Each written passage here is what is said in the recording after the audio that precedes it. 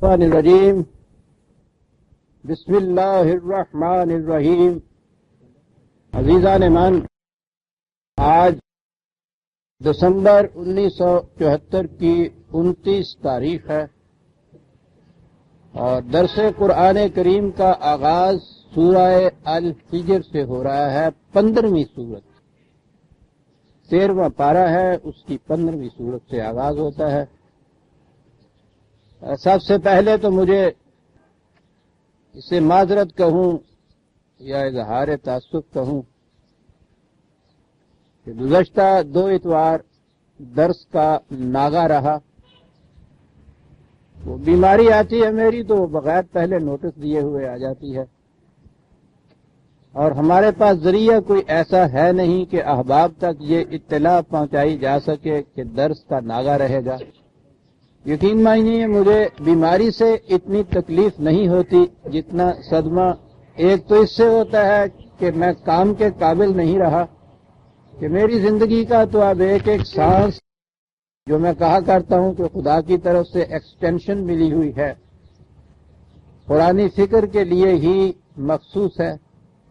اور دوسرے اتوار کے دن جب آپ احباب اتنی دور سے آتے ہیں قرآن کی کشش کے ساتھ اور یہاں آ کے آپ کو مایوس لوٹنا پڑتا ہے، تو اس سے بے حد صدمہ ہوتا ہے مجھے. بہرحال اس کا کوئی ازالہ نہیں ہو سکتا، ذریعہ ہمارے پاس کوئی ہے نہیں. ذرائع تو اب اتنے زیادہ بڑھ گئے ہیں، اس میں کچھ مشکل نہیں. اگر یہی احباب آپ کے ہاں کے لوکل نیوز دینے والے ریڈیو کے اگر اور کچھ نہیں تو اتوار کی صبح جتنے بھی درس ہوتے ہیں شہر میں ان کا ہی یہ خبر شائع کر دیا کرے، یعنی اعلان کر دیا کرے. ایک تو وہ بڑا اشتہار کا ذریعہ اچھا ہو مشتہر ہونے کا، اور اگر ایسی صورت پیدا ہو جائے تو اس قسم کے اعلانات وہاں سے ہو سکتے ہیں، آسانیاں پیدا ہو سکتی ہیں. لیکن یہاں تو مجبوریاں بھی غیر کے ہیں اختیار میں، تو ہم کچھ نہیں کر سکتے سوائے اس کے کہ مجھے معذرت ہی نہیں کچھ ندامت سی ہوتی ہے. بہرحال آج بھی ابھی پورے طور پر تو معتدل نہیں ہوئی طبیعت، لیکن جی نہیں چاہا کہ مسلسل ناغے ہوں. 15ویں سورت سے آغاز ہوتا ہے اور آغاز ہوتا ہے الف لام را. خدائے علیم و رحیم کا ارشاد ہے کہ تلک آیات الکتاب و قرآن مبین. یہ آیات ہیں، دفعات ہیں، آرٹیکلز ہیں، قوانین ہیں الکتاب کے، ضابطۂ قوانین کے. و قرآن مبین عام طور پہ تو واو کا ترجمہ اور ہی کیا جاتا ہے، این جسے آپ کہتے ہیں، لیکن عربی زبان میں اس کے معنی تشریح کے بھی ہوتے ہیں، یعنی کے معنی بھی ہوتے ہیں. یعنی یہاں جو کہا ہے کہ یہ آیات ہیں الکتاب کی، اور اگر کہا جائے اور تو پھر ہوگا کہ الکتاب اور چیز ہے اور قرآن مبین اور چیز ہے. تو یہ واو یہاں اور کے معنی میں نہیں ہے، یعنی کے معنی میں آتی ہے. یہ کہ یہ آیات ہیں الکتاب کی، یعنی قرآن مجید کی. الکتاب جسے قرآن مبین کہا جائے گا. پچھلی سورت کے آخر میں کہا یہ گیا تھا کہ وہ وقت اب آ رہا ہے، مہلت کا وقفہ ختم ہو رہا ہے. حق اور باطل کا یہ جو ٹکراؤ چلا آ رہا تھا اس کے آخری نتائج ماسیوس شکل میں سامنے آ جائیں گے، اور جب وہ سامنے آئیں گے فَيَقُولُ الَّذِينَ ظَلَمُوا رَبَّنَا أَخِّرْنَا إِلَىٰ أَجَلٍ قَرِيبٍ نُجِبْ دَعْوَتَكَ وَنَتَّبِعِ الرُّسُلَ. اس وقت جب یہ سامنے موت کی گھڑی ان کے سامنے آ جائے گی تو اس وقت یہ کہیں گے کہ اے خدا اگر ہمیں مہلت کا وقت دے دے تو پھر ہم تمہاری اس آواز سے لبیک بھی کہیں اور ہم رسولوں کا اتباع بھی کریں. تو اس وقت یہ کہا جائے گا کہ یہ چیز اس زمانے میں تو ممکن تھی جسے مہلت کا وقفہ کہتے ہیں، اور مہلت کے وقفے کے معنی یہ ہوتے ہیں کہ ابھی انسان کے پاس کام کرنے کے لیے، عمل کے لیے وقت ہوتا ہے. بات یہ نہیں ہے کہ توبہ آپ نے کی تو جی توبہ خدا نے قبول کی اور اس کے بعد مر گئے، تو یہ توبہ تو صرف کافی نہیں ہے، توبہ کے بعد تو اصلاح قرآن میں ہر جگہ ہے۔ توبہ کے تو مانے غلط راستے پہ جو چل رہے تھے اس سے اور آگے قدم نہ اٹھایا جائے، رک جائے آدمی کہ نہیں یہ راستہ غلط ہے، مجھے اس پر نہیں چلنا چاہیے۔ لیکن وہاں رک جانے سے تو انسان صحیح راستے پہ نہیں آ جاتا، رک کر کھڑے ہو جانے سے تو منزل پہ نہیں پہنچ جاتا۔ اگر وہاں توبہ کے معنی ہوئے کہ اس نے غلط راستے سے اپنے آپ کو روک لیا اور وہاں آ گئی موت، تو اس موت سے وہ صحیح منزل پہ اوپر تو نہیں پہنچ سکتا۔ اس لیے قرآن نے ہر جگہ یہ چیز کہی ہے، توبہ رک گیا اور پھر واپس لوٹا، اس میں دونوں باتیں ہوتی ہیں۔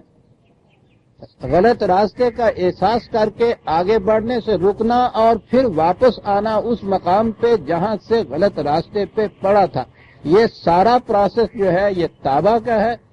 اور اس مقام پہ آ کے پھر صحیح راستے کے اوپر چلنا، یہ اگلا قدم ہے عمل الصالحات یا اصلاح کا۔ تو یہ دونوں پروسیس ہوں گے تو پھر انسان منزل مقصود تک پہنچ سکے گا۔ اور اگر غلط راستے پہ چلتا ہوا احساس ہوا غلط راستہ ہے، رک گیا، تو مجرد اس رک جانے کے تو وہ منزل پہ نہیں پہنچ سکتا۔ اسی لیے یہ ایک مقام پہ نہیں، بار بار یہ کہا گیا ہے کہ جب موت آ جائے، یعنی پھر اس کے بعد وہ وقت نہ باقی رہے کہ تم اس غلط مقام سے صحیح جگہ مقام پہ آؤ اور وہاں سے پھر صحیح راستے کے اوپر قدم اٹھا کے چلو منزل کی طرف۔ اگر اس کے لیے وقت نہیں رہا تو محض تمہارا رک جانا غلط راستے پہ چلنے کے نتائج کا ازالہ نہیں ہو سکتا۔ یہ ہے وہ چیز جو کہا جاتا ہے کہ صاحب جب موت سامنے آ جائے تو پھر توبہ کیوں نہیں قبول کی جاتی صاحب؟ وہ توبہ قبول نہ کرنا اور نہ کرنے کا سوال نہیں ہے یہاں، یہ الفاظ ہمارے ذہنوں کے اندر کنفیوژن پیدا کرتے ہیں۔ وہ قبولیت کے معنی ایسے ہی ہوتے ہیں جیسے وہی بات کہ وہ روٹھا ہوا تھا، ہم نے کسی طرح سے اس کو منایا، وہ خوش ہو گیا، معاملہ صاف ہو گیا۔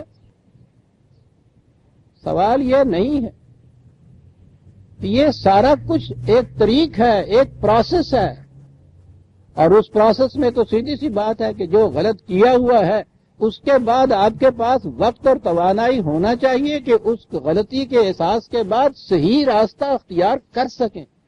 اور اگر اس کے لیے وقت نہیں ہے، توانائی باقی نہیں رہی، تو پھر یہ بات کہ میں رک گیا ہوں یہ تو کچھ فائدہ نہیں دیتا۔ یہ ہے معنی اس کے جو کہا جاتا ہے کہ موت سامنے آ گئی تو پھر توبہ کیا۔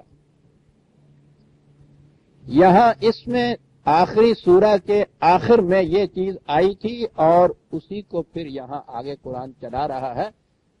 قرآن کی تو یہ ساری ترتیب بھی ایک تسلسل لیے ہوئے ہے، یہ ایٹ رینڈم نہیں ہے کہ یوں ہی ایک سورت سی پھر اس کے بعد ایک دوسری آ گئی، پھر وہ جیسے یہ کہا کرتے ہیں جی دیکھیے ابھی بنی اسرائیل کا قصہ تھا اور اس کے بعد آدم کا واقعہ آ گیا، اس لیے اس کے بعد قریش مخاطب ہو گئے، اس کے بعد ہم سے کچھ کہا گیا، یعنی وہ ویسے ہی جیسے کہ ایک سنیما کا فلم جو ہے اس کو کاٹ کاٹ کے ٹکڑے کر کے ملا دیے، کبھی اٹھایا تو ہاتھ میں گھوڑا آ گیا، دوسرا اٹھایا تو موٹر آ گئی۔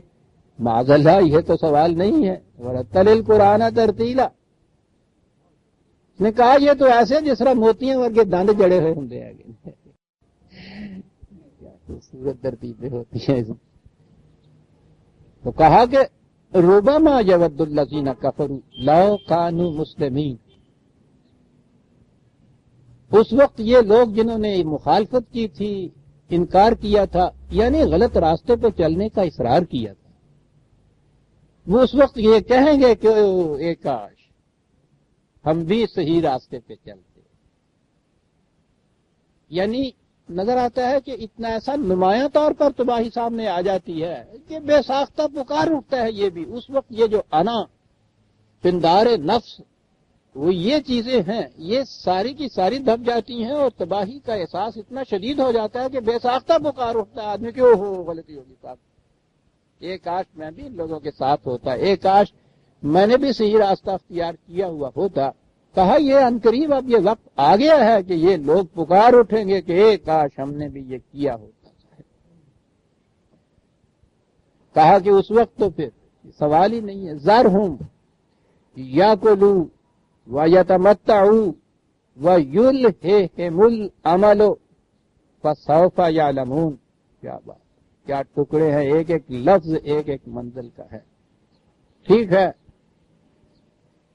اتنا وقت ہم کہتے رہے تھے کہ پہنچائے جاؤ ان کو. ایک جگہ قرآن میں یہ ہے کہ ٹھیک ہے، ویسے اگر طبعی طور پر، جغرافیائی طور پر اس مقام کو چھوڑ کے دوسرے مقام پہ بھی چلے جانا ہے تو بھی ان تک بات کسی نہ کسی طرح پہنچائے جاؤ، تاکہ کوئی جان اس لیے ضائع نہ ہو جائے کہ اس تک بات نہیں پہنچی.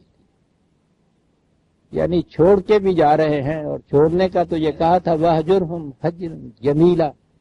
چھوڑ کے بھی جاؤ تو حسن کارانہ انداز سے چھوڑ کے جاؤ. وہاں تک کہا تھا، لیکن یہ وہ مقام پھر آ جاتا ہے جیسا میں نے کہا تھا کہ اس بالی سے طبیب افسوس کر کے اٹھ کے چلا جاتا ہے کہ اب اثر کی تو کوئی آس نہیں. تو وہ کہا ہے کہ ہاں اب چھوڑ دو ان کو. کس چیز کے لیے؟ وہ جو میں کہا کرتا ہوں کہ قرآن نے کفر اور ایمان کے اندر خاص طور پہ متعین الفاظ میں کہہ دیا ہوا ہے کہ کفر کی زندگی کیا ہے اور ایمان کی زندگی کیا ہے. یہاں اسی کو دہرایا ہے. میں پہلے ان الفاظ کو، قرآن کے ان الفاظ کو سامنے لے آؤں جہاں اس نے کفر اور اسلام کی بات کی ہے.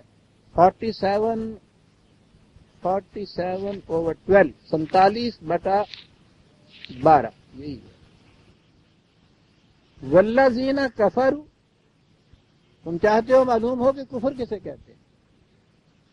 تو جب کفر متعین ہو جائے گا تو اسلام تو پھر دوسری طرف خود بخود متعین ہو جائے گا نا.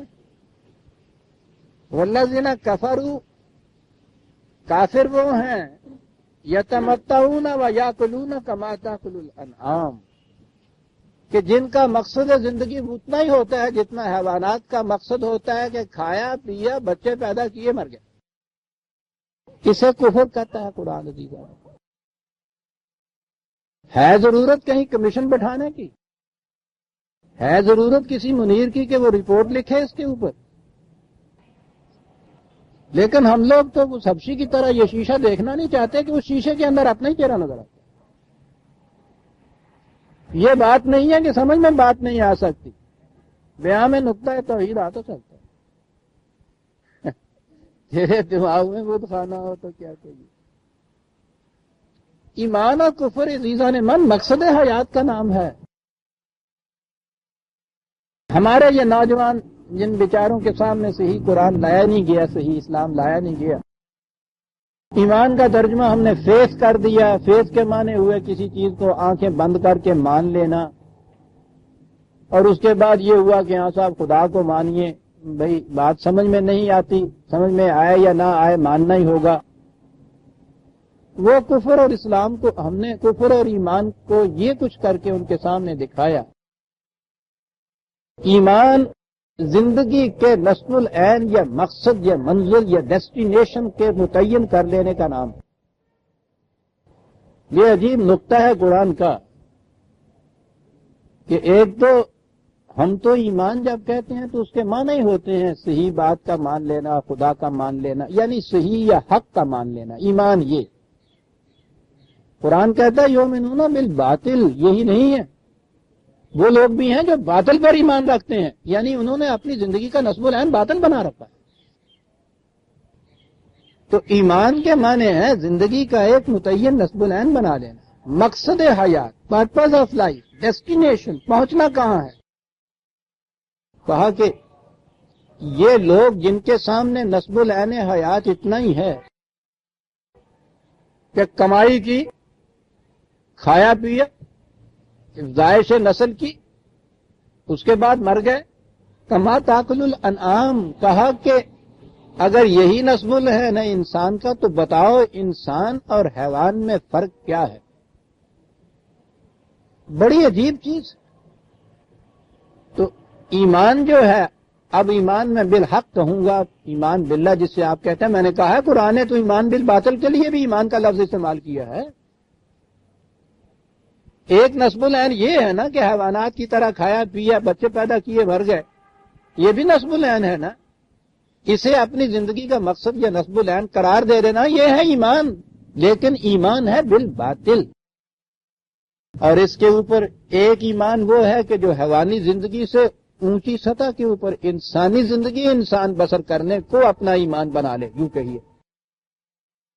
اس میں نصب العین حیات یہ ہوگا کہ یہ زندگی یہ تسلسل میں آگے بھی چلنے والی زندگی ہے.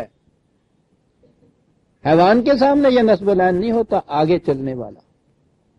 اس کی زندگی ختم ہو جاتی ہے کسی پروسیس کے تابع، جسے آپ میٹیریل پروسیس یا مادی پروسیس کہتے ہیں. انسانی سطح زندگی یہ ہے کہ نہیں، زندگی جو ہے آگے بھی چلنی ہے. اس لیے یہاں اتنا ہی نہیں کہ حیوانات کی طرح کھایا پیا بچے پیدا کیے اور مر گئے، بلکہ یہ بھی کہ اس کے بعد کی جو زندگی ہے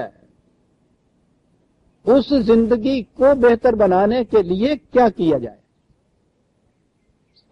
یہاں ہم کہتے ہیں جوانی کے زمانے میں یا بچپن کے زمانے کہ میاں کچھ کھا پی لو، بڑھاپے میں کام آئے گا. آج کا کھایا پیا ہوا بڑھاپے میں کام آئے گا. اب بھی جو ہمارے ہاں بڑے بوڑھے کو مل جاتے ہیں جن کو دیکھتے ہیں نہ اینک لگی ہے نہ دانت گرے ہوئے ہیں، کوا مضبوط ہیں، لٹ لے کے چلتے ہیں، تو ان کے متعلق اگر پوچھا جائے تو کہتے ہیں میاں انہوں نے خالص کیوں کھادے ہوئے ہے نہیں کھادے ہوئے نہیں. اج تو وہ بھی ڈالڈا ہی پاویں کھاندے نے، کھادے ہوئے نہیں. ما قدمت لغد، یہ کہتا ہے قرآن کہ سوچو یہ کہ کل کے لیے میں کیا آگے بھیج رہا ہوں. قدمت آگے بھیج رہا ہوں، کیا بات ہے، آگے بھیج رہا ہوں. یہ جو ہے نا آج کا خالص گھی کھایا ہوا کل کام آئے گا. اسی کے لیے ہے نا کہ جس کو پتا ہو کل ابھی میں نے جینا ہے وہاں تک،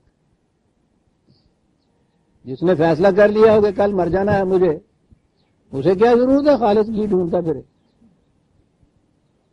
تو ایمان یہ ہے کہ کون سی سطح زندگی ہے جو آپ بسر کرنا چاہتے ہیں، حیوانی سطح زندگی یا اس سے اوپر انسانی سطح زندگی. تو حیوانی سطح زندگی کو نصب العین حیات بنا لینا اپنا، یہ ہے کفر صرف حیوانی زندگی کو. اور ایمان یہ ہے کہ یہ حیوانی سطح زندگی کے اوپر جسم کی پرورش، لیکن اس انداز سے کہ انسانی زندگی جب آگے چلے تو وہ بھی سنوری ہوئی ہو، صالحہ ہو، اس قابل ہو کہ اگلی ارتقائی منزل کو طے کر سکے. یہ ہوا جی ایمان بالحق، یہ ہوا کفر اور یہ ہوا اسلام. کہا زار ہوں چھوڑ دیجیے ان کو. یا کلو وجہ تمتا ہوں، ٹھیک ہے، حیوانوں کی طرح کھائیں پیئیں، افزائش نسل کریں، مر جائیں. وَيُلْهِهِمُ الْعَمَلُ، کیا بات. تو یاد ہے آخری سورتوں میں 102 سورت جو ہے الہاکم التکاثر. الہا کے معنی ہوتا ہے صحیح منزل سے بے خبر کر دیں، کسی کو اس کی صحیح منزل سے الجھائے رکھنا، غافل کیے رکھنا. تکاثر نے انہیں صحیح نصب العین حیات سے غافل کر چھوڑا. کس چیز نے کر چھوڑا؟ تکاثر میں. تکاثر کیا ہے؟ حیوانی سطح کے اوپر زندگی بسر کیجیے، کیا ہوگا پھر؟ جمع مالہ و عددہ. پھر نصب العین حیات یہ رہ جاتا ہے کہ دولت جمع کی اور 99 کے پھیر میں پڑ گئے، عددہ، پھر اس کی گنتی میں لگ گئے. بس یہ ہوا. ٹھیک ہے بھائی، جن کے کچھ سمجھ لیا کہ اتنی ضرورت ہے، اتنی پوری ہو گئی ہے، اللہ کا شکر ہے، اتنا خرچ ہے، اتنی آمدنی ہے، وہ آ گیا ہے، 4 پیسے بچ بھی گئے ہیں، پاس انداز بھی کر لیا کل کے لیے، چلیے ٹھیک ہے. لیکن اس میں آتا ہے تکاثر. میں نے ایک مکان بنایا ہے، انہوں نے 2 بنا لیے ہیں، میں کیوں نہ 2 بناؤں جناب، میں 3 بناؤں. ان کے پاس 1 موٹر ہے، ہمارے پاس 2 ہونی چاہیے، تو ہو گئی ہیں 3 ہونی چاہیے. تکاثر کے معنی ہے ایک دوسرے سے بڑھ جانے کی ریس. یہ ہوس اور ہو زیادہ کہا کہ یہ حیوانی زندگی سے بھی بدتر زندگی گن اولئک کالانعام بل ہم اضل، یہاں تک تو انعام کی زندگی مواشی کی رہی۔ ایک بیل جب پیٹ بھر لیتا ہے اور دوسرا بھی کھا رہا ہوتا ہے تو اس کے دل میں یہ نہیں ہوتا کہ میں اس سے زیادہ کھاؤں۔ جب اس کا پیٹ بھر جاتا ہے اطمینان سے بیٹھ کے پھر مزے سے جوالی کرتا رہتا ہے۔ حیوان تکاثر نہیں کرتا، وہ یہ نہیں ہوتا کہ دوسرے بیل سے بڑھ جانے کی ہوس ہو اس کو۔ واقعی اگر دوسرے بیل میں کھانے کا زیادہ کی صلاحیت ہے، کا پیٹ زیادہ بھاری ہے، زیادہ کھا سکتا ہے، یہ جو کم کھانے والا ہے اپنا پیٹ بھرنے کے بعد اس لیے نہیں کھایا جائے گا کہ یہ ساتھ والا کھایا چلا جاتا ہے۔ مقصد تو حیوان کا بھی پیٹ ہی بھرنا ہوتا ہے، لیکن وہ پیٹ بھرنے کے بعد کھانے ہو جاتا ہے۔ یہ کم وقت پیٹ بھرنے کے بعد تکاثر ہو جاتا ہے، پھر اس سے بڑھوں میں۔ قرآن کہتا ہے کہ ٹھیک ہے، یہ جذبہ جو ہے بڑھنے کا کسی دوسرے سے، یہ انا کا تقاضا ہے، لیکن آؤ میں تمہیں ایک میدان بتاؤں کہ جس میں یہ بڑھنے کا تمہارے جذبہ بھی اس کی بھی تسکین ہو جائے، اور یہ جو اس قسم کی منافست سے اس ریس کے اندر جو روز تمہارے یہاں قتل و غارت گری اور فریب اور جھوٹ اور یہ کچھ ہوتا ہے وہ بھی نہ ہو۔ کیا ہو؟ فاستبقوا الخیرات، بھلائی کے کاموں میں بڑھو، ایک دوسرے سے بڑھو۔ کون روکتا ہے تم؟ یتنافس المتنافسون کا ہے، بڑی عجیب چیز ہے یہ جو لفظ۔ ان چیزوں میں بڑھو جن سے نفس انسانی کی زیادہ بالیدگی پیدا۔ جسم کے معاملے کے اندر تو سوال ہی نہیں ہے، 2 روٹیاں کھا کے پیٹ بھرنے والا تیسری کھا ہی نہیں سکتا۔ الہاکم التکاثر، یہ بات نہیں کہ پیٹ بھرنے کو نہیں مل رہا، تکاثر آ گیا پھر اس سے میں بڑھوں گا، اس سے میں بڑھوں گا۔ کہا کہ ضرورت جو ہے اس کی تو حد ہوتی ہے ایک، جیسا میں نے ابھی کہا ہے 2 روٹیوں کے بعد تیسری کھائی نہیں جا سکتی، حد ہو گئی۔ کتنے کپڑے پہن لوگے؟ ایک حد ہوگی۔ کتنے کمرے چاہیے تمہیں؟ اس کی بھی حد ہوگی۔ اگر اس حد سے ایک لفظ آپ آگے کہیں دنیا ہنسے گی۔ نے پوچھا تھا کہ یہ کمرہ کون سا ہے کیا؟ کہنے لگے آپ کے سونے کا کمرہ ہے۔ کہنے لگا میرے جاگنے کا کمرہ کون سا ہے؟ جی ہے نا سردار جی والی گل۔ یعنی یہ ضرورت سے آگے تو پھر مذاق ہو جاتا۔ لیکن تکاثر قرآن کہتا ہے حتی زرتم المقابر، قبر تک پہنچنے تک یہ ہوس نہیں مٹتی، کم حد اس کی کوئی نہیں رہتی۔ اسی لیے لفظ جو آتا ہے الحاکم، یہاں بھی وہ آیا ہے وَيُلْهِهِمُ الْعَمَلُ، ان کو لگے رہنے دو، یہاں عمل کا لفظ آیا ہے۔ ایسی خواہشات، ایسی امیدیں جن کا پورا ہونا بڑا مستبد ہو، ایک پوری ہو جائے تو اس سے اور آگے ایک مقرر کر لے، پھر اس کے پیچھے چلا ہے۔ وہ جو گدھے کے سامنے وہ کہتے ہیں وہ لکڑی سے وہ گاجر لٹکا دی جاتی ہے، وہ ہے نا وہ چیز کہ اس کے سر سے وہ باندھ کے ایک لکڑی اور اس کے سامنے لٹکائی جاتی ہے گاجر۔ اس گاجر کو کھانے کے لیے آگے بڑھتا ہے، وہ بڑھتا چلا جاتا ہے، گاجر آگے چلی جاتی ہے، حتی زرتم المقابر، اسے کہتے ہیں تکاثر۔ عمل کہتے ہیں ایک ایسی آرزو کو جس کا انتہائی درجے کا پورا ہونا مستبد ہو۔ وہ اس گاجر کی طرح سامنے تو رو، منہ میں کبھی نہ آئے، چلا جائے اس کے پیچھے، چلتا جائے اس کے پیچھے۔ کہا جب صورت یہ ہو گئی کہ نسب العین حیات ہوا، حیوانی زندگی، کھانا پینا، خواہش نسل کرنا، اور اس کے لیے پھر یہ نہیں کہ ضرورت جتنی ہے اتنی تک رہا جائے جیسا حیوان رہتا ہے، وہاں کیفیت ہو عمل کی، تکاثر ہو نسب العین اور اس میں ہو عمل کے ایسی آرزویں اور خواہشیں جن کا پورا ہونا بہت مستبد ہو، ایک کے بعد وہ دوسری آگے سے نکل آئے۔ تو کہا ٹھیک ہے، جنہوں نے اپنے لیے ایمان ہی یہ قرار دے رکھا ہوا ہے، ٹھیک ہے، فَسَوْفَ يَعْلَمُونَ، دور کی بات نہیں ہے، یہ نہیں کہ اس کا فیصلہ جا کے وہاں سنایا جائے گا، ابھی معلوم ہو جائے گا۔ کہ اس روش زندگی کا پھر انجام کیا ہوا کرتا ہے۔ انسان نے اگر کہیں تنہا رہنا ہو اور غاروں میں رہنا ہو، جنگل میں رہنا ہو، ایک آدمی نے وہاں کیا کر لے گا جی؟ تکاثر کہاں تک سمیٹ کے رکھ لے گا یہ؟ لیکن جب انسانوں نے مل جل کر رہنا ہو تو اس میں تو پھر یہی چیز ہوگی کہ جو ضرورت سے زیادہ سمیٹتا ہے کسی دوسرے کی ضرورت اتنی ہی کم ہو جاتی ہے۔ یہ جو اس کی ضرورت کم ہوتی ہے اور اس کو ضرورت سے زیادہ ملتی ہے، اس کا نتیجہ باہمی فساد ہوتا ہے۔ سارا فساد اس لیے ہے، ورنہ قرآن نے جو کہا تھا کہ سواء للسائلین، کہ یہ پیداوار جتنی بھی ہے ضرورت مندوں کی ضرورت پوری کرنے کے لیے برابر برابر، یہ جمع کرنے کے لیے نہیں ہے۔ جمع معلوم وعددہ کو قرآن نے برا کہا ہے، ورنہ مال کو تو قیام للناس کہا ہے اس نے دوسری جگہ۔ ضروری ہے یہ چیز، اس پہ پاؤں پہ کھڑا ہوتی ہے زندگی، لیکن اتنی ہی صرف ہونی چاہیے یہ۔ فسوف یعلمون، دیر نہیں لگے گی، جلدی جان لیں گے اب یہ بات کہ اس کا انجام کیا ہوتا ہے۔ کہاں کہا گیا ہے یہ جلدی جان لیں گے؟ آسمان سے کوئی آواز آ جائے گی، زمین پھٹ جائے گی اس کے لیے؟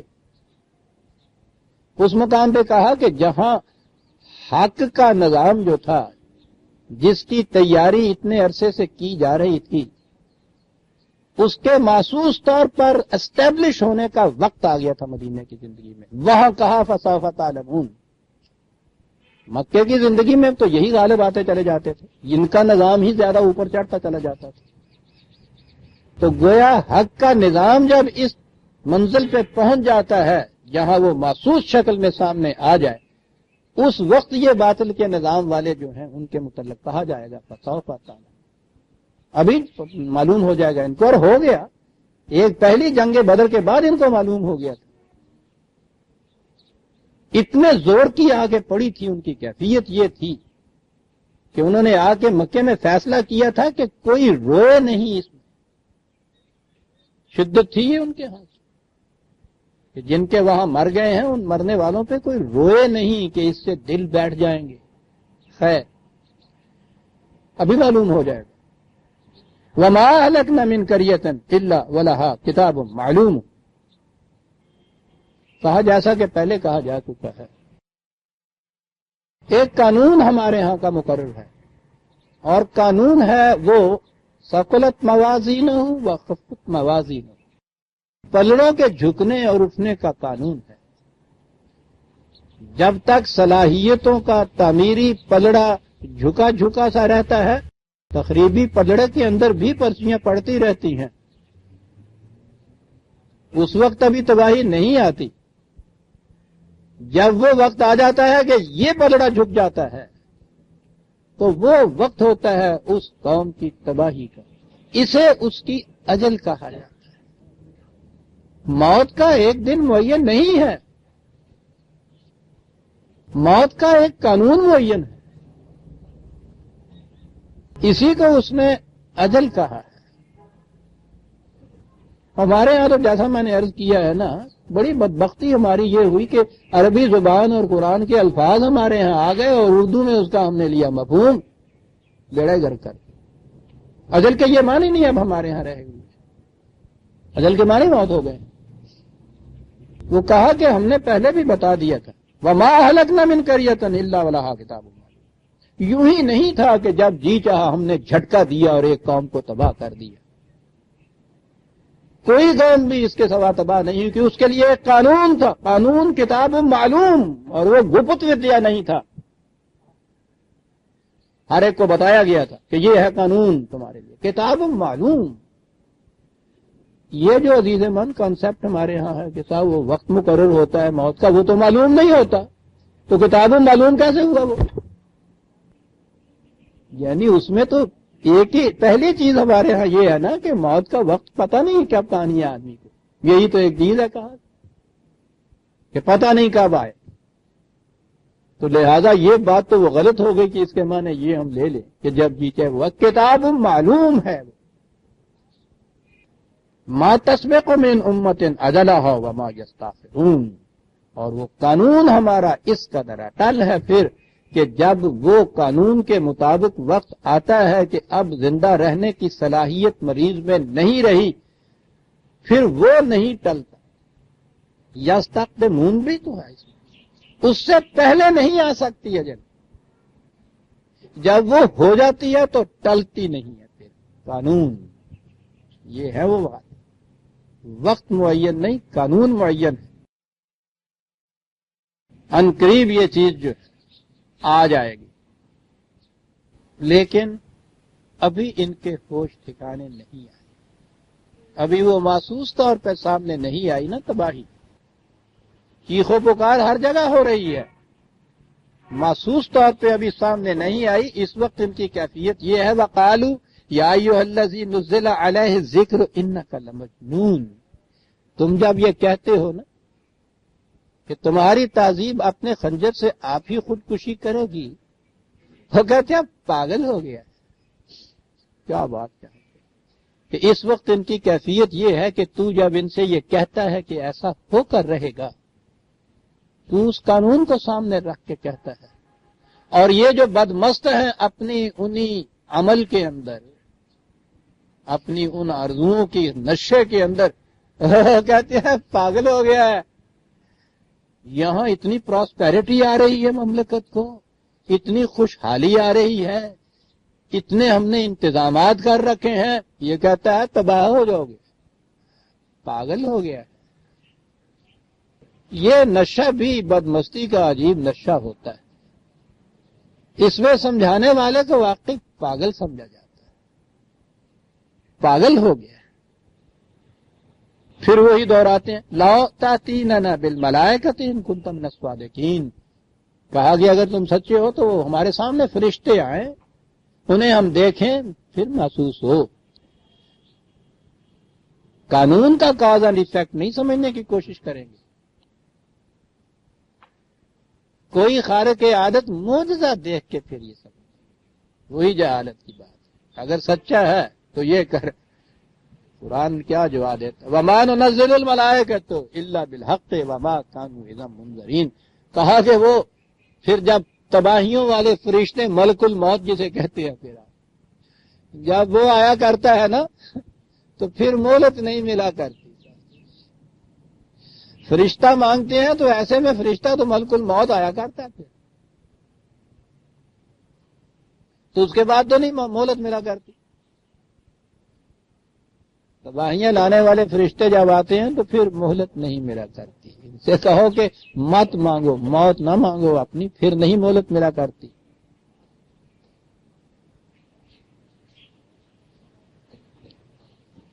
پھر ان کی یہ چیزیں سامنے آئیں، کمپرومائز جسے کہا جاتا ہے، قرآن نے کہا ہے دوسرے مقامات پہ کہ کچھ نہ کچھ جب احساس ان کا بیدار ہوتا ہے کہ ہاں واقعی کچھ ان کا غلبہ ہو جائے گا، کچھ شکست ہمیں مل جائے گی، پھر یہ کمپرومائز پہ آ جاتے ہیں۔ اور اس بات میں بھی بڑی عجیب چیز ہے جو قرآن نے کہی، وہ بات جو آج ہم قرآن کو ماننے والے نہیں سمجھ سکتے، وہ جو نہ ماننے والے تھے وہ سمجھے ہوئے تھے، ان کا مطالبہ نہیں تھا کہ آؤ تم اور ہم مل کے کچھ مصالحت کر لیں۔ قرآن نے کہا ہے یہ کہتے یہ ہیں کہ اس قرآن میں کوئی تبدیلی کر دو، وہ انہیں یہ معلوم تھا کہ یہ جو فیصلہ کرے گا اس قرآن کے مطابق کرے گا۔ پھر سوچ سمجھ لیجئے جو میں نے کہا ہے، یہ مفاہمت اور مصالحت دو اشخاص میں نہیں تھی، دو مملکتوں میں نہیں تھی۔ انہوں نے یہ نہیں کہا تھے کہ آؤ محمد صلی اللہ علیہ وسلم تم یہ مانگتے ہو، ہم یہ کہتے ہیں، آؤ آپس میں فیصلہ کر لیں، مل بیٹھیں، کچھ مصالحت کر لیں، یہ نہیں انہوں نے کہا۔ انہوں نے کہا یہ ہے کہ اس قرآن میں کوئی تبدیلی کر دو۔ تو گویا انہیں بھی پتا تھا کہ یہ شخص جو کچھ کرے گا وہ کرے گا اس قرآن کے مطابق، اس سے باہر ہٹ کے اس کے خلاف کوئی مصالحت نہیں کرے گا، اس لیے بات اس سے یہ کرو کہ اسی میں کوئی تبدیلی کر دو۔ جیسے کسی مملکت کو معلوم ہو کہ یہ مملکت اپنی کانسٹیٹیوشن کے مطابق ہی کرے گی جو کچھ انہوں نے کرنا ہے، اس کے خلاف جا کر ہم سے کوئی مصالحت نہیں کرے گی تو وہ کہیں گے یہ کہ تم اپنی کانسٹیٹیوشن کے اندر کیوں نہیں تبدیلی یہ اتنی کر لیتے، یہ تبدیلی کرو پھر ہمارے ساتھ مصالحت آسان ہو جائے گی تمہاری۔ تو گویا اتنا کانسٹیٹیوشنسٹ تھا یہ شخص جو تھا، یہ لے کے اٹھا ہوا قرآن کو صلی اللہ علیہ وسلم، کہ مخالف مطالبہ یہ کرتا تھا کہ تم اپنی کانسٹیٹیوشن بدل لو، بس پھر معاملہ آسان ہو جائے گا۔ اور اس کا جواب جو تھا حضور نے یہ کہا تھا کہ یہ کانسٹیٹیوشن اگر میرا بنایا ہوا ہوتا تو میں بدل بھی لیتا، یہ میرا بنایا ہوا نہیں ہے، یہ تو کسی اور کا بنایا ہوا ہے، میں بھی اسے فالو کرتا ہوں، تمہیں بھی اسے فالو کرنے کے لیے کہہ رہا ہوں، اس کو بدل نہیں سکتا کہ کیونکہ میرا بنایا ہوا نہیں ہے۔ کہ بھئی ایسا ہی کانسٹیٹیوشن ہے؟ کہا کہ وہ ایسا ہے کہ تمت کلمت ربک، مکمل ہے یہ، لا تبدیل لکلمت، اس میں کوئی تبدیلی نہیں ہوتا، یہ غیر متبدل، اس لیے یہ تمہارا مطالبہ تو مانا ہی نہیں جا سکتا کہ اس میں تبدیلی پیدا کر لی جائے۔ ان کے ذہن میں یہ آیا ہوگا کہ کوئی بات نہیں، یہ شخص بہرحال کتنا زیادہ جیے گا، 2 4 10 15 برس، اسی طرح سے اس کے ساتھ کر لیجیے، اس کے بعد تو یہ جو کانسٹیٹیوشن ہے، یہ جو کتاب ہے تبدیل ہوگی۔ ان کے پاس تاریخ اپنی موجود تھی، انہوں نے اپنی ہر کتاب میں تعریف کی ہوئی تھی نا، بدلے ہوئے تھے نا اپنے کانسٹیٹیوشن، تو انہوں نے آپس میں یہ بات کہی ہوگی کہ کوئی بات نہیں، انتظار کر لو، چھیڑ چھاڑ جاری رکھو، سرنڈر کرنے کی ضرورت نہیں ہے، اسے چلے جانے دو۔ جس طرح ہر رسول کے جانے کے بعد اس کی بدی ہوئی کانسٹیٹیوشن یا کتاب جو تھی اس میں تبدیلیاں ہو جاتی تھی، اس کے اندر بھی تبدیلی اس کے بعد ہو جائے گی، اور پھر ہمارے لیے آسان ہو جائے گا اس قوم کے ساتھ مصالحت کر لینا۔ کہا کیا سوچ رہے ہو اپنے ذہن میں، انا نحن نزلنا الذکر وانا لہ لحافظون، میرے خدا نے اسے نازل کیا ہے، میری موت اور حیات کا اس پہ کوئی اثر نہیں پڑے گا، وہ اس کی حفاظت کرے گا، قرآن تک نہیں بدلا جائے گا۔ ذہن سے یہ بات نکال دو، کل کو اس میں تعریف ہو جائے گی۔ وہ دیکھا کہ ان کی جو اس طرح سے ناقابل حصول آرزویں تھی، کس طرح ان کا جواب دیا جا رہا ہے، میں نہیں بدل سکتا، کوئی نہیں بدل سکتا، یہ انتظار کہ میرے مرنے کے بعد اس میں تعریف ہو جائے گی، یہ بھی نہیں ہو سکتا، اس نے اس کا ذمہ لیا ہوا ہے اس کی حفاظت کا۔ یہ سب ٹھیک تھا عزیزان من، لیکن اس قوم نے کیا کیا، انہوں نے اس رسول کے چلے جانے کے بعد، ٹھیک ہے اس کانسٹیٹیوشن میں تو تبدیلی کر نہیں سکتے تھے، انہوں نے کہا کہ ہماری کانسٹیٹیوشن صرف یہی نہیں ہے، مثلہ معہ، اسی کے ساتھ اسی جیسے ایک اور کانسٹیٹیوشن ہمارے ساتھ، آؤ بتاؤ کیا چاہتے ہو، کمپرومائز، بالکل۔ اس کانسٹیٹیوشن نے ملوکیت کو مٹایا، اس کانسٹیٹیوشن کی روح سے ملوکیت کے ساتھ مفاہمت کی۔ پبلک افیئرز تمہارے، پرسنل معاملات شریعت کے مطابق ہمارے، کمپرومائز ہے نا؟ ہے تھا اس قرآن کی کانسٹیٹیوشن میں کہیں بھی یہ چیز کہ پبلک لاز اور ہوتے ہیں اور پرسنل لاز اور ہوتے ہیں؟ تھا اس کانسٹیٹیوشن میں کہیں بھی کہ ملوکیت جو ہے وہ بھی ایک چیز ہو جاتی ہے، امرہم شورا بینہم تھا؟ انہوں نے کہا کہ اس کے معاملات شریعت کی حد سے باہر ہیں، سیکولر ہیں، یہ چیز شریعت کے مطابق تھی کے لیے کہی گئی تھی۔ شریعت پرسنل لاز کا نام ہے، اس کو فقہ کہتے ہیں، ان کو روایات کہتے ہیں، ٹھیک ہے۔ کہا تھا نا اس نے کہ تمہارے پاس کل العفو، اپنی ضرورت سے زائد جو کچھ بھی ہے ضرورت مندوں کے لیے کھلا رکھ دو۔ تھی نا یہ اس کانسٹیٹیوشن کی شک کہ جس کے اندر نہ تبدیلی ہو سکتی تھی نہ کمپرومائز ہو سکتا تھا۔ بنایا نا ہے کانسٹیٹیوشن جس میں یہ کہا کہ وہ کیا بات کرتے ہو تم، جتنا جی چاہے جمع کرو، جتنا جی چاہے فالتو رکھو، اس میں سے 2.5% نکال کے دے دیا کرو، کمپرومائز۔ بے حد و نہایت ملکیت رکھی جا سکتی ہے، اتنا سا حصہ ہمیں دے دیا کرو، اس میں کمپرومائز۔ کہا تھا نا قرآن نے کہ جب یہ میرے بندے مجھے پکارتے ہیں تو ان سے کہو میں براہ راست سنتا ہوں ان کی بات، میرا قرآن اس کے جواب دے گا۔ نو کمپرومائز۔ راستے میں حاجب و دربان کوئی نہیں ہے۔ انہوں نے کہا کہ شریعت کی بات پوچھنی ہے تو ہم سے پوچھو۔ پوری مذہبی پیشوائی درمیان میں آ کے کھڑی ہو گئی، تم خدا سے براہ راست نہیں کچھ پوچھ سکتے۔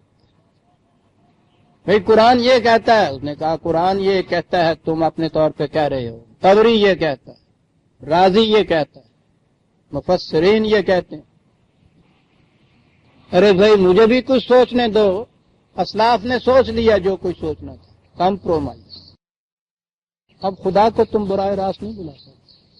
یہاں سے یہ بھاگے بھاگے گئے، انہوں نے کہا ایک اور راستہ بتایا جاتا ہے، وہاں جائیں، وہ کہتے ہیں کہ ہم خدا سے براہ راست بات کرتے ہیں۔ حضرت جی نے بھی کہہ دیا کہ ٹھیک ہے ہم کرتے ہیں، تم نہیں کر سکتے، تم ہمارے ہی پاس آؤ گے۔ انتظار کیا انہوں نے کہ اچھا جی ان کو مر لینے دیجیے۔ انہوں نے کہا مر جانے کے بعد کیا ہوتا ہے، ہمارا اسی طرح سے پنجہ تمہارے سر پہ رہتا ہے، ہمارے پاس نہیں، ہماری قبر پر آؤ۔ دیکھتے ہیں کمپرومائز۔ ارے کمپرومائز یہ تو رہا ہی باقی نہیں ہے، سبسٹیٹیوشن، سب کچھ بدل لیا۔ میں پوچھتا ہوں کہ انا نحن نزلنا الذکر و انا لہ لحافظون کاہے کے لیے رہا؟ رمضان میں سنانے والا حافظ جو ہے وہ کہیں ایک زیر زبر کی غلطی کرتا ہے، پیچھے سے 100 آوازیں اٹھاتی ہے۔ صحت کی یہ کیفیت کہ بڑا کارنامہ ہے ہمارے ہاں کا، یہ قرآن جو غلط چھپتے تھے وہ غلط نہ چھپیں، صحیح چھپیں۔ صحیح ہے بات، یہ ہونا چاہیے، لیکن اس کی حیثیت اتنی رہ گئی کہ اس کے زیر زبر صحیح ہونے چاہیے۔ یہ کہتا یہ کیا ہے، اس سے نہیں تم پوچھ سکتے۔ ان سے یہ کہا گیا تھا کہ یہ بھی توقع نہ اپنے ذہن میں رکھو کہ نظام حق رکھ دو گے، جو ایسا کرے گا وہ اپنا ہی کچھ بگاڑے گا، ہمارا کچھ نہیں بگاڑ سکے گا۔ قرآن کی آیت وَلَقَدْ أَرْسَلْنَا مِن قَبْلِكَ فِي شِيَعِ الْأَوَّلِينَ، ہم نے تم سے پہلے بھی رسول بھیجے ہیں قرآن میں، پہلی قوموں کی طرف بھی، انہوں نے آ کے بھی دیا تھا یہ پیغام۔ وہاں ہوا یہ تھا کہ ان کا پیغام ان کے بعد اپنی اصلی شکل میں باقی نہیں رہا تھا، اسے کوئی نہیں بگاڑ سکے۔ وَمَا يَأْتِيهِم مِّن رَّسُولٍ إِلَّا كَانُوا بِهِ يَسْتَهْزِئُونَ، کہا کہ حقیقت یہی تھی، ان رسولوں سے بھی یہی ہوا تھا، جب کسی کے بعد کسی کے پاس معقول بات کا جواب دینے کے لیے معقول نہیں بات ہوتی، ریزن نہیں ہوتا، تو وہ کیا کرتا ہے، یستہزئون، استہزاء کرتا ہے، پھر اس کا تمسخر اڑاتا ہے، مذاق اڑاتا ہے۔ دنایت اور کمینگی کی انتہا ہے، یہ مذاق اڑا دیا گیا۔ وہ بھی یہاں پہنچے تھے، کذالک نسلکہ فی قلوب المجرمین، کہا کہ یہ چیز کچھ کسی خاص زمانے، خاص قوم اور ملک کے ساتھ مخصوص نہیں تھی، یہ تو حق اور باطل کی کشمکش چلی آ رہی ہے۔ باطل نے جو کچھ ایک دور میں کیا تھا وہی کچھ وہ ہر دور میں کرے گا، وہ اس کی بیسک کیریکٹرسٹک ہے، وہ خصوصیت ہے، بدلتا نہیں ہے۔ یہی استہزاء، یہی تکذیب، یہی سرکشی انہوں نے کی تھی۔ کنہوں نے کی تھی؟ مجرمین، جو دوسروں کے درختوں کا پھل کاٹ کے اپنے گھر لے جانا چاہتے تھے، انہوں نے اس دور میں بھی جو کچھ کیا تھا وہی کچھ وہ اس دور میں بھی کرے گا۔ مسئلے کو ہو، یہ تو ایک ہی لڑی ہے جس کے یہ پروئے ہوئے سمجھ لیجئے دانے ہیں، یہ ایک ہی سلک ہے، لڑی ہے۔ لا یؤمنون بہ، یہ نہیں اس چیز کے اوپر آئیں گے، یہ نہیں مانیں گے، وہاں تک پہنچ چکی ہے بات، نہیں مانیں گے۔ وقد خلت سنت الاولین، جو کچھ پہلی قوموں کے ساتھ ہوا ہے وہی کچھ ان کے ساتھ، یہ کہتے ہیں کہ فرشتے آسمان سے اتر آئیں تو ہم پھر ایمان لائیں گے. وَلَا فَتَحْنَا عَلَيْهِمْ بَابًا مِّنَ السَّمَاءِ فَظَلُّوا فِيهِ يَعْرُجُونَ. فرشتے آسمانوں کے دروازے کھول دیے جائیں, اس میں یہ چڑھنا شروع کر دیں. لَقَالُوا إِنَّمَا سُكِّرَتْ أَبْصَارُنَا, تو یہ کہیں گے کہ اس شخص نے ہپنوٹائز کر دیا ہم کو. عجیب بات ہے, سُكِّرَتْ أَبْصَارُنَا اس دور میں کہنا. یہ جس کو ہپنوٹائز کہتے ہیں یہ نظر بندی ہوتی ہے, نگاہ ہوتی ہے. وہ فی الحقیقت چیز ایسی نہیں ہوتی. اس میں ہوتا یہ ہے ہپنوٹائز میں کہ جو کچھ وہ کہے اگلا وہی کچھ دیکھنے لگ جائے, وہی کچھ سننے لگ جائے. بات تو یہ لمبی سی ہے کہ یہ کیسے ہوتا ہے, بڑی عجیب چیز ہے وہ. اب تو سائنس بنتی جا رہی ہے. یہ سارا کچھ دیکھنا, سننا, سونگنا, یہ بجائے خیش آپ کو یہ میری نگاہ یہ درخت نہیں دکھا رہی, کچھ دکھا رہی ہے. آگے جا کے ذہن کے اندر ایک خانہ ہے, دماغ کے اندر ایک ڈپارٹمنٹ ہے, وہاں جو اپنا یہ عکس پہنچاتی ہے تو وہ اس کا یاد کرتا ہے کہ ایسی چیز جو تھی اسے درخت کہا جاتا ہے, تو وہ اسے درخت پھر کہتا ہے, پھر وہ آنکھ اس کو درخت دیکھتی ہے. بہرحال ایک پروسیس ہے یہ. تو یہ ہپنوٹزم کا یہ جو بنیاد ہے وہ یہ ہے کہ وہ جو محسوس کرنے والے اندر ہوتے ہیں, اس کے خلیے یا ذہن یا صلاحیت, وہ اس کو معوف کر کے اپنے تابع لے آتے ہیں کہ جو ہم کہیں وہ وہی کہیں. ہم اسے کہیں کہ تربوز رکھا ہوا ہے تو وہ کہیں تربوز, اس کی آنکھ دیکھے تربوز. قرآن نے 1400 سال پہلے یہ لفظ استعمال کی ہے, سکرت ابصارنا. یہ ہماری نگاہوں پہ اس قسم کا کچھ مدہوشی کا پردہ ڈال دیا گیا ہے کہ بات ہمیں یوں نظر آنے لگ گئی ہے. بل نحن قوم مسحورون, اور اس کا نام سحر رکھ دیا جائے. من حرامی حجتاں ٹھیر.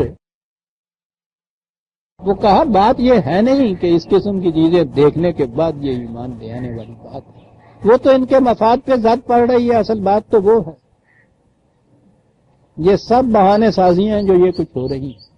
اور میں پھر عزیزان من یہ عرض کر دوں, وہ جو بار بار کہا جاتا ہے کہ انبیاء کرام معجزہ دکھا کے لوگوں کے ساتھ معجزہ لوگوں کو دکھاتے تھے, میں پھر یہ عرض کر دوں کہ اول تو پہلے یہی بات کہ کہیں بھی ایسا نہیں ہے کہ معجزہ دکھایا ہو اور وہ قوم فوراً ایمان لے آنی ہو. یعنی آخری حجت ہے نا یہ, تو مقصد تو اس سے بھی پورا نہ ہو.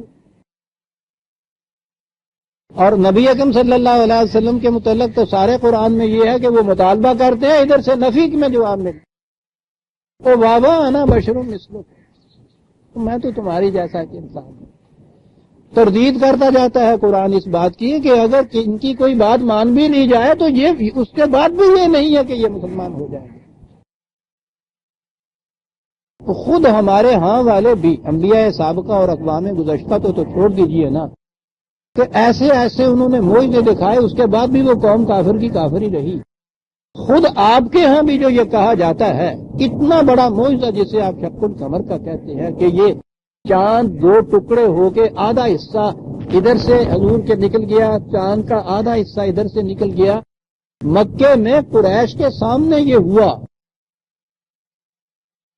آپ سوچئے تو صحیح, اور اس کے باوجود وہ کافر کے کافر ہی رہے. قرآن یہ کہتا ہے کہ ان کا تو مطالبہ ہے بفرض محال ایسا کچھ بھی ان کے سامنے ہو جائے تو یہ پھر بھی نہیں ایمان لائیں گے. تاریخ آپ کی اس کی شہادت دیتی. یہ شروع سے آخر تک یہ پیغام خداوندی کے پروسیس سے ہی اختلاف ہے. یہ جو کہنا ہے کہ معجزہ دکھانے کے بعد ایمان لایا جائے, یہ تو اپیل ہی عقل و فکر کو کرتا ہے. اسی لیے تردید کیے چلا جاتا ہے ان چیزوں. آگے چلیے, یہ کہتے ہیں کہ یہ جو چیزیں کہتا ہے کہ یاد رکھو اس کا نتیجہ یہ ہوگا, کل کو یہ ہوگا, تو گویا یہ کل کو ہماری قسمت بتاتا ہے. یہ کہ ہمیں اسی کو قسمت کہتے ہیں, تقدیر بتاتا ہے. بھی تیری قسمت کی لکھا ہے, ہاں. پہلا تو تیری قسمت چلی ہے بھی جڑے 5 پیسے تیرے جیب چ نہیں ہوئے ایتھے رکھ دے تے میرے ہاتھ ہی دے دے. اب پہلی لکیر تے آئی اور یہ ہر ہاتھ وچ لکیر ہوندی ہے. اب باقی تو بدلیاں بھی ہوندی ہیں.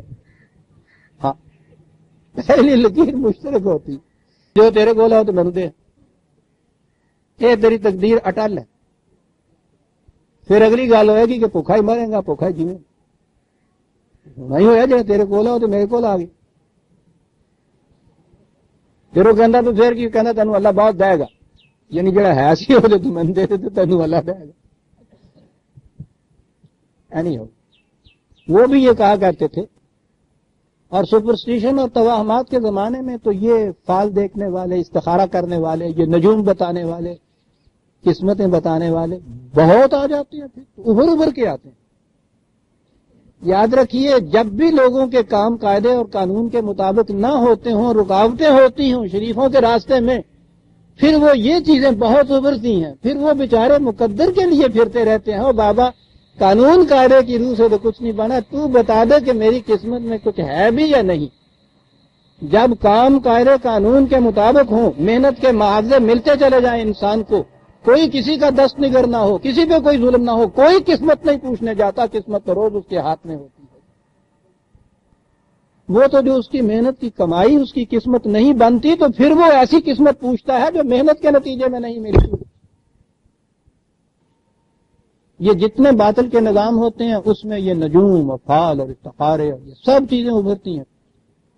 جن جن قوموں میں بعد میں یہ قاعدہ اور قانون آتا گیا آپ دیکھیے وہاں یہ نجوم وغیرہ سب ختم ہوتے چلے گئے. ابھی چند صدیاں پہلے یورپ میں ہر محلے ہر گلی ہر مقام پہ یہ بیٹھے ہوئے ہوتے تھے. یہ وچز جو ہے آپ کے ہاں کی وہ پوچھو نہیں جادوگر نہیں ہے. ہر عبادت گاہ میں نجومی موجود ہوتے تھے. کاہن کہتے تھے ان کو. یہودی تو ان کو بھی انبیاء کہتے تھے اپنی خبریں بتانے والے. اور ان کا منصب بہت بلند ہوتا تھا. قریب قریب وہی جو آپ کے ہاں یہ تصوف کے پیروں کا یہ منصب ہوتا ہے. یہاں بھی آپ دیکھیں گے حضرت صاحب کے پاس بھی یا قسمت دیکھنے کے لیے یا دعا کے ذریعے سے قسمت بدل بنانے کے لیے انسان جاتا ہے. مقدمہ جس کا بگڑ رہا ہوتا ہے وہ حضرت صاحب کے پاس جاتا ہے. جیتنے والا نہیں جاتا. تو یہ سارا کچھ دور میں ہوتا ہے. اور یہ جہالت جسے مٹانے کے لیے قرآن آیا تھا عزیزان ایمان عجیب طریق میں کہا یہ کہہ رہے ہیں کہ صاحب یہ نجومی ہیں. یہ کچھ تو یہ بھی بتا دیتے ہیں جو کوئی یہ نبی کہہ رہا ہے. تو پھر ہم اپنے نجومیوں کو چھوڑ کے اس نئے نجومی کے پاس کیوں جائیں.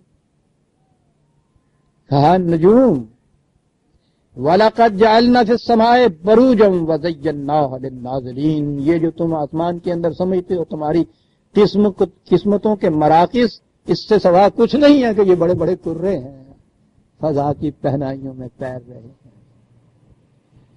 البتہ ایک چیز ہے یہ ضرور ہے کہ ہیں کواکب کچھ نظر آتے ہیں کچھ اتنا سا تو ہے. کہا کم بختو یہ بھی تمہاری ہی رعایت سے ہے. اگر یہ کرے بے نقاب ہو جائیں جیسے کہ اب چاند بے نقاب ہوا ہے اور کتنا بھیانک وہ نظر آتا ہے عزیزان من. تصویر میں وہ ایسا نظر آتا ہے بچے ڈر جاتے ہیں اسی چندہ ماموں سے. جب وہ زیر نقاب ہوتا ہے تو ہمک کے وہ بچہ چاند کی طرف ابھرتا ہے. ماں سے کہتا ہے کہ میری اسکولیا میں چاند ڈال دی. چاندہ کو ماموں کہتا ہے. اتنی محبت ہوتی ہے. ہمارا سارا وہ ذوق حسن جو ہے وہ چاند میں مرکوز ہو جاتا ہے. شاعری کا مرکز بن جاتا ہے. وہ حسین تری کو ہم محجبین کہتے ہیں. یہ کیا ہے کیوں وہ اتنا حسین ہے. اسی چاند پہ سے پردہ اٹھا ہے نا جو آپ کے سامنے آتا ہے. اتنا بھیانک. کہا کہ اتنی سی چیز تھی تمہارے ذوق جمالیات کی رعایت تھی کہ ایسے ایسے کرے جو بے نقاب ہو کر بھوت بن جائیں انہیں ہم نے اتنا حسین بنا دیا ہے سہارا. بس اتنی سی بات تو ہے اس کے اندر اس سے زیادہ اور کچھ نہیں ہے. بروجن ہے کرے ہی ہیں لیکن نور کے مرکز بنا دیا. ورنہ دن تو ایک طرف رات کو تھکا مندہ جب آدمی باہر صحن میں سوتا ہے اور اچھی نیند ہمیشہ صحن میں آتی ہے، اور آسمان کی طرف نظریں ہوتی ہیں سونے میں. وہاں اگر یہ جیسا چاند اب ہمیں نظر آتا ہے، وہاں کروڑوں کی تعداد میں یہ بھوت اوپر ہوں ہمارے ہاں اور گھوم رہے ہوں اور ایک دوسرے کے ساتھ ٹکرا رہے ہوں، یہ کچھ ہو. آپ نیند کہتے ہیں، نشہ ہرن ہو رہا ہے آدمی کا. اور بچہ تو کوئی زندہ ہی نہ رہے صاحب اس ڈر کے مارے. زیناھا للناظرین، کہا یہ ان کی کیفیت ہے، کرے ہیں بس حسین بنا دیے گئے ہیں تمہاری خاطر، اور کچھ نہیں ہے. وَحَفَظْنَاهَا مِنْ كُلِّ شَيْطَانٍ رَجِيمٍ، یہ تخریبی قوتیں جو ہیں ان سے ہم نے ان کو محفوظ رکھا ہوا ہے، ٹکرا نہ جائیں. علم الافلاک والوں سے پوچھیے آج وہ جو کہتے ہیں کہ ان میں سے کسی ایک کرے کی رفتار میں اگر سیکنڈ کے کروڑویں حصے کا فرق آ جائے ایک کرے کی، سارے کے سارے اس طرح سے ٹکرا جائیں آپس میں کہ زمین تمہاری تو حیثیت ہی کچھ نہیں رکھتی ان کے مقابلے میں. صحرا میں ریت کے ذرے کے برابر یہ زمین نہیں ہے. یہ 13 لاکھ گنا بڑا تو یہ سورج ہے، اتنی سی ٹکی نظر آتا ہے جو محفوظ رکھا ہے. کہا ہے اب یہ چیز ان کی رہی، کہا یہ سب کے آثار آئیے ہیں. اٹکل بچ، اندھیرے میں تیر چلانا جسے کہتے ہیں. الا من استرق السمع فاتبعه شهاب مبین. کہا اس میں ساری چیز جو فریب کی ہے وہ یہی ہے کہ یہ جو کبھی کبھی بات ان کی سچ نکل آتی ہے. بالکل یہ چیز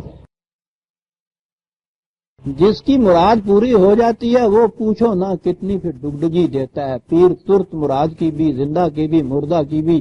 چورما نے سر تے رکھیا ہوں تے پنڈ دیا ساریاں نال لئیاں نہیں میں پیر مناون چلیاں وے پیرا مراداں والیا تیرے گال چ ٹلیاں میرے گال چ کی. وہ سنگ چلیا ہے ہوں گا. پراپے گنڈے کا اس دور میں یہی طریقہ ہوتا تھا، ریڈیو تو ہوتا نہیں تھا. یہ کانگڑے کے ضلع سے سنگ چلتا تھا، اب تو وہاں سے پتہ نہیں چلتا یا نہیں. یہاں سے تو وہ نکلتا ہے نا، اور وہ ڈیرا غازی خان سے آگے ہے نا وہ مزہ.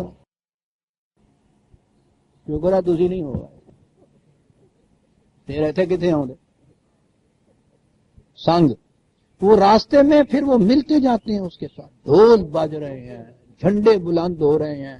پورے کی پوری پچھلی ٹانی جنہوں کہندے ہے کہ پھر وہ عورتوں کی ہوتی ہے، پھر وہ پیر کے لیے وہ گاتی چلی. آپ سوچئے کہ پورا بر اعظم ہمارا ہو جاتا، کانگڑے سے سنگ چلے ڈیرا غازی خان پیدل چلنا ہو، اور راستے میں وہ قدم قدم کے اوپر مقام کرتے چلے جاتے ہیں. کس قدر یہ پروپیگنڈا کس چیز کا ہوتا ہے. یہ سب وہ ہوتے ہیں جن کی کوئی ایک مراد پوری ہو جاتی ہے وہ پھر ٹول ہو جاؤں گا وہ بالکل.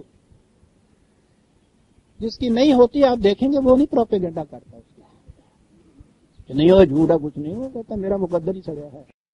گل سر یہ ہے تو قرآن کہتا ہے یہ جو کبھی کبھی ٹھیک نکلا اس طرح جسے عام الفاظ میں کہتے ہیں چوری چھپے کچھ سن لینے والی بات، کنسول لینی. ایک تو وہ باتیں ہیں نا جو آمنے سامنے ہوتی ہیں وہ تو ساری سنی جاتی ہیں، تو وہ دیوار کے پیچھے لگ کے جو یوں ذرا سا سن لے تو کوئی ایک آدھ بات بھی اس میں سے صحیح کان میں پڑ جائے وہ لے اڑے. کہتا ہے ان قیاس آرائیوں میں کبھی کبھی یہ ہو جاتا ہے. قرآن میں یہ بھی یہ آیت یہاں بھی آئی ہے عزیزان من، 2-4 اور مقامات پہ بھی آئے گی. لفظی ترجمہ جو اس کا ہوگا اس میں یہ کیا جاتا ہے کہ صاحب شیطان جاتے ہیں آسمان پہ سننے کے لیے، تو وہاں سے ان کو پھر بڑے بڑے شعلے آگ کے ان کو مارے جاتے ہیں. لڑاؤ لگے ہوتے ہیں ریگولر پولیس پہ فورس پہ، یہ فیڈرل پولیس والے ڈنڈے ہاتھ میں لیے ہوئے بگا رہے ہیں ان کو، ادھر بگا رہے ہیں، یہ ادھر سے آ رہے ہیں کہ یہ جاتے ہیں سننے کے لیے اور وہاں سے ان کو آگ کے شعلے مار پڑتے ہیں. وہ کون سے شعلے؟ اب جو تارا ٹوٹتا ہے نا میٹیور سے، کہتے ہیں دیکھو ہور پہ آج کسی شیطان میں کھول. لفظی ترجمے کے اعتبار سے یہ معنی اس کے کیے جاتے ہیں. چلا آ رہا ہے نہ تو ان عربوں سے ہم پوچھتے ہیں کہ بھئی تم بات کیا کرتے ہیں، نہ قرآن سے ہی پوچھتے ہیں. آئیے قرآن سے پوچھ کے آپ کو بتائیں. میں نے کہا ہے کہ یہ بات ہو رہی ہے ان کاہنوں کی، ان نجومیوں کی جو ان کے مندروں میں بیٹھے ہوئے ان کی خانقاہوں میں بیٹھے ہوئے، ان کی قبروں پہ بیٹھے ہوئے قسمت کا حال بتایا کرتے تھے، غیب کی خبریں بتایا کرتے تھے، کبھی کبھار ان میں سے ایک آدھ ٹھیک بھی نکلایا کرتی تھی۔ قرآن نے آ کر کیا کہا؟ کیا انقلاب لایا، عظیم چیز ہے عزیزان من، یہی جس کا ترجمہ یہ کیا جاتا ہے کہ یہ جو شعلے پڑتے ہیں آگ کے، شیطانوں کو مارا جاتا ہے۔ سورہ جن 72، 72ویں سورت۔ اب بات یہاں سے پھر وہ شروع ہو جائے گی، آپ کہیں گے کہ صاحب یہ تو جنوں کے متعلق ہے کچھ۔ میں یہ عرض کر دوں کہ عربوں کے ہاں جن اور ناس اکٹھا بولتے تھے، وہ شہری آبادیاں اور صحرائی آبادیاں۔ آج تو ہم کوئی زیادہ اہمیت نہیں سے دیتے، یہ جو خانہ بدوش قبائل آتے ہیں، ٹپری باز، ہمارے ہاں تو اب شہری ہو گیا ہے۔ یہاں سے آپ چلیے اور پشاور تک جائیے، راستہ مسلسل شہری آبادی میں قریباً چلا جاتا ہے۔ لیکن آج سے کچھ عرصہ پیشتر یہی لائل پور اور یہ منٹ گمری جو تھی، وہاں جب لوگ گئے ہیں ادھر کے ان زمینوں کو بسانے کے لیے، تو جو وہاں لوگ رہتے تھے وہ انسان تھے، انہوں نے جانگلی کہنے نہ آج تک بھی۔ عربوں کے تمدن میں تو شہر ہوتے ہی کہاں تھے، وہاں تو اب بھی جائیے اگر مکہ اور اس کے بعد طائف اس کے قریب یا ریاض، وہ بھی اب بسایا ہوا، طائف پرانا ہے، 300 میل کے فاصلے پہ مدینہ، اور مدینہ اس واسطے ہی نہ رکھا کہ شہر، مدینے میں مانے شہر۔ اب پنڈ والے کہنے نا کتنے گیا ہے، شہر گیا ہے، تو وہاں شہری آبادیاں بہت کم ہوتی تھی۔ صحرائی آبادیاں، صحرا بھی پھر یہ جنگل نہیں ہے جانگلی جن کو ہم کہتے ہیں کہ چلیے زمینیں تو ہیں، درخت ہیں، پانی ہے۔ صحرا 100 میل کے فاصلے کے اوپر کہیں ایک چھوٹا سا چشمہ، چشمے پہ چند درخت، تھوڑا سا گھاس، 5-7 گھر وہاں، یہ ایک قبیلہ۔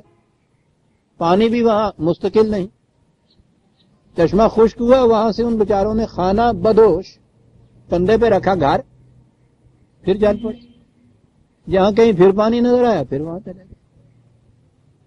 ان لوگوں کا رہن سہن، طرز زندگی، معاش، معیش، سب کچھ ان سے مختلف ہوتا تھا۔ بس کبھی کبھی ان میں سے جیسے یہ ہمارے ہاں کے وہ آیا کرتی تھی نا ٹپری وافوں میں سے، کبھی کوئی چھنکنا لے لو، کوئی چھنکڑا لے لو، کوئی کچھ چھوٹی چھوٹی سی چیزیں بنا کے کھلونے، یہ کچھ لے کے چھاچ چھاننی گھروں میں آ جاتی تھی۔ یہاں سے انہوں نے کسی سے آٹا لے لیا، کہیں سے کوئی کپڑا لے لیا، بین ہی یہ صورت وہاں ہوتی تھی۔ کبھی کبھار ان میں سے یہ آتے تھے، یہ لوگ وہاں جاتے تھے شہر والے، ان کی کھجوریں، اونٹ کوئی خریدنا ہو وہ ان سے لے لیا، بکری کوئی خریدنی ہوئی وہ شہر میں آ گئے، نمک لے لیا انہوں نے یہاں آ کے، بس اتنا تعلق آپس میں ہوتا تھا۔ یہ جو آبادی باہر کی ہوتی تھی اس کو جن کہتے تھے الناس کے مقابلے میں۔ الناس کے معنی ہی ہیں جو معانست رکھیں ایک دوسرے کے ساتھ، جن ہو معنی لفظی ہیں، آنکھوں سے اوجھل آبادی، تو جن اور والناس ان کو کہتے تھے۔ یہ سورہ جن جو ہیں بدوی قبائل ہیں، صحرائی قبائل جو ہیں وہ آئے ہیں، اور انہوں نے آن کے کہا کہ قل اوحی الی انہ استمع نفر من الجن فقالوا انا سمعنا قرآنا عجبا، یہ اس قرآن کو سن کے گئے ہیں، اپنے ہاں جا کے کہتے ہیں کہ آج ہم نے ایک عجیب و غریب چیز وہاں سنی۔ اور پھر اس نے کہا ہے یہدی الی الرشد فآمنا بہ، کہ وہ تو واقعی بڑی صحیح راستے کی طرف رہنمائی دیتے، ہم ایمان لائے ہیں اس کے اوپر۔ سیدھی سی بات، یہ وہ ہیں کہ جو کہتے ہیں کہ ہم نے قرآن سنا ہے، ہم ایمان لائے ہیں۔ اب آگے ان کا ذکر سارا چلا آ رہا ہے کہ اس سے پیشتر یہ کیفیت تھی ہماری، اس سے پہلے یہ حالت تھی ہماری، اس سے پہلے یہ حالت تھی ہماری۔ وہ جو سن کے گئے، ایمان لا کے گئے ہیں، وہ باقی قبائلوں کو یہ کہتے ہیں، اور انہی میں یہ کہتے ہیں یہ لوگ، تو نظر آتا ہے کہ یہ ان کے ذرا بڑے بڑے کوئی مذہبی پیشوا، کوئی معتبر لوگ تھے جو آئے ہوں گے، ایسا ہی نظر آتا ہے کہ قبیلے والوں نے بھیجا ہی ان کو ہوگا۔ وہ کہتے ہیں کہ وَأَنَّا لَمَسْنَا السَّمَاءَ فَوَجَدْنَاهَا مُلِئَتْ حَرَسًا شَدِيدًا وَشُهْبًا وَأَنَّا كُنَّا نَقْعُدُ مِنْهَا مَقْعَدَ لِلسَّمْعِ فَمَن يَسْتَمِعِ الْآنَ يَجِدْ لَهُ شِهَابًا رَصَدًا، کہ بھئی ٹھیک ہے اس سے پیشتر تم ہمارے پاس آتے تھے، ہم بھی آسمانوں کی باتیں تمہیں کہا کرتے تھے، سنایا کرتے تھے، ادھر ادھر کی خبریں تمہیں دیا کرتے تھے، لیکن بابا اب جو ہم اسے سن کے آئے ہیں، اب تو کیفیت یہ ہے کہ اگر اس قسم کی کوئی چیز ہم کہیں تو اس کے علم کا ایک صحاب ثاقب ہمارے پیچھے دوڑتا ہے۔ اب دور چلا گیا، الآن اب یہ نہیں ہو سکے گا بابا، اب جاؤ، ہم نہ نجومی ہیں، نہ ہم خبریں دینے والے ہیں، نہ ہم وہ غیب دان ہیں، نہیں، اب بات وہ ختم ہو گئی۔ پہلے یہ صورت تھی، کہتا ہے کہ انا لمسنا سما، جیسے کہتے ہیں، سچ جانیے ہم نے وہ ٹٹول لیے ہیں جہاں جہاں سے ہم خبریں لایا کرتے تھے، اب وہاں کسی کی رسائی نہیں ہو سکتی بابا، ہم نہیں تمہاری کوئی خبریں غیب کی دے سکتے، اب وہ بات ختم ہو گئی۔ اب اگر کوئی جانے کی کوشش کرے گا اور تمہیں بہکائے گا تو یاد رکھیے الآن، اب اگر یہ چیز کہے گا تو اب علم کی روشنی اس کا پیچھا اتنا کرے گی، یاد رکھیے کہ بھگا چھوڑے گی وہاں سے، اب دور گیا، وہ دور ختم کر دیا قرآن نے۔ وہ وہاں کے کاہن اور نجومی خود قرآن سننے کے بعد آ کر اپنے قبیلے سے کہتے ہیں کہ ٹھیک ہے بھائی، پہلے ہم یہ سب کچھ کیا کرتے تھے، لیکن ایمانداری کی بات یہ ہے کہ اب وہ دور ختم ہو گیا، ہم قرآن سنائے، شاید ایک ہی دفعہ سنا ہوگا ابھی انہوں نے کہا کہ دور ختم ہو گیا، اب علم کا دور آ گیا ہے، اب یہ توہم پرستیوں کا زمانہ ختم ہو گیا ہے۔ یہ تھا جو قرآن نے کہا۔ اب اگر یہ چیزیں کو کہہ کے مدعی اس کا ہوتا ہے تو اس کے پیچھے تو پھر علم کا ایک آتشی کوڑا اس کے پیچھے آتا ہے، روشنی اتنی تیز آتی ہے کہ اس کے بعد تاریکیاں ساری کافور ہو جاتی ہیں۔ اب وہ دور ختم ہو گیا ہے، لہذا نبی کہتا ہے کہ میں جو تمہیں یہ کچھ بتا رہا ہوں تو یہ وہ نجوم کی قسم کی بات نہیں ہے، یہ کہانت نہیں ہے، یہ فالے لینے والی بات نہیں ہے، یہ تو ایک علم یقینی علم ہے جو میں تمہیں دے رہا ہوں، قیاس نہیں ہے، ظن نہیں ہے، وہ دور ختم ہو گیا، یقینی چیز ہے۔ اور اس کے لیے جو میں شواہد اور شہادتیں پیش کر رہا ہوں، نظری دلائل بھی ہیں، اور میں تو اس کائنات میں جو قانون خداوندی اس طرح سے مشہود ہے، اس طرح کار فرما ہے، اس کے مظاہر کو تمہارے سامنے پیش کر رہا ہوں۔ یہ جنہیں تم آسمان اور وہاں سے آنے والی خبریں کہتے تھے، کرے ہیں زیناہا والارض مددناہا، زمین کی طرف آؤ، تمہیں میں بتا رہا ہوں، آسمان کی باتیں کیا کر رہے ہو تم؟ آؤ، زمین پہ رہتے ہیں ہم، زمین کی باتیں کریں، میں یہ بتاتا ہوں کہ زمین میں تم نے رہنا کیسے ہے، چھوڑو آسمان کے قصے جو تم لیے پھرتے تھے، وہ دور ختم ہو گیا، اب زمین کی باتیں ہم کریں گے۔ والارض مددناہا، ٹھیک کہا ہے شیخ صاحب نے کہ ختم کر دو، تمہارے اثر ہو رہا ہے، گلے پہ اثر ہو رہا ہے عزیزان من۔ تو 10-15 منٹ باقی ہیں، اتنی سی مہلت مانگتا ہوں۔ سورہ الحجر کی آیت 18 تک ہم آ گئے، 19ویں آیت سے آئندہ لیں گے ہم۔ ربنا تقبل منا انک انت السمیع العلیم۔